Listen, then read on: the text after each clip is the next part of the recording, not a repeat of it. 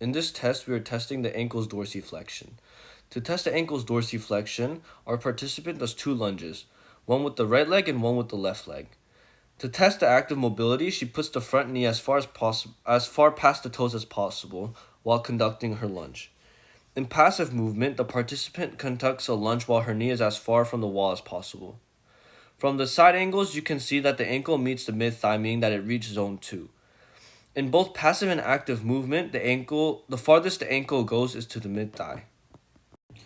This picture and video is a depiction of active and passive movement. There are various differences between active and passive movement shown from these two videos and pictures. In passive movement, you can see how the ankle does not reach the hip and is fairly far from the hip. In active movement, however, you can see how the ankle is closer towards zone 3 but still does not reach her hip bone. In passive movement, the foot does reach the knee, and same goes with the active movement, but with active movement, the ankle goes past her knee and goes towards her mid-thigh.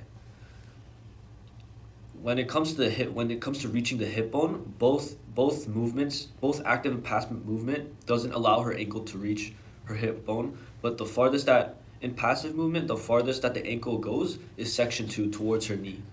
While in active movement, the ankle is able to move to zone 3 when it comes to trying to reach her hip bone. Eva will count how many hand lengths her patient's hand is below the C7 vertebra in her neck. The lower she gets, the higher her level of mobility. Eva is also aware of her shoulder position relative to the ears, making sure it is in the proper position to assess the shoulder flexion in particular. This patient's active mobility is in zone 1 as shown in the picture before the test, while her passive mobility is in zone 2. This means that while her shoulder has the capacity to get to zone 2 without pain, she herself cannot move her arm there without the help of external forces. Now begins the stability test. It is split into two parts. One tests the stability of her lower extremities, while the other tests the stability of her upper extremities. For the upper body test, the participant is told to wear socks and go into almost a push-up position with legs extended and toes to the ground. She is told to hold herself with one arm, while the other reaches in one of three directions. Each direction has her reach 3 times on each arm, right? The first direction she is told is directly in front of her body, so she reaches like this 3 times without touching the ground. The next test has her reach under her chest to the opposite side of her arm, reaching her right arm under her body to the left side and vice versa. It's like this or like this.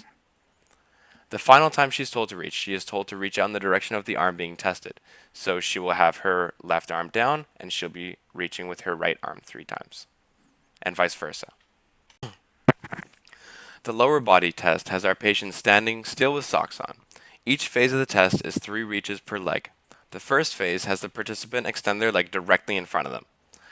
The next phase has their leg cross over to the other side, much like how she did in the second phase of the upper body test, where the leg goes behind the other leg and crosses to the other side. The third phase has our participant extend their leg out and behind them on the side of the tested leg. So, for example, her right leg goes out, right, and behind her. The participants' results in this test were subject of limited stability and improper form, though here are the results in the table. You can pause if you want to see them.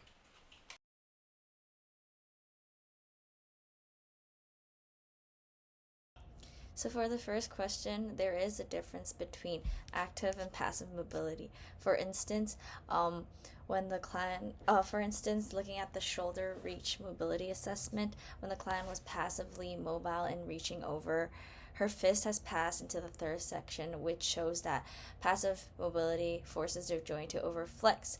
This then also shows that it shows a actual difference, as like when she was actively moving her fist over, she cannot pass into the third section where she was stuck in the second section.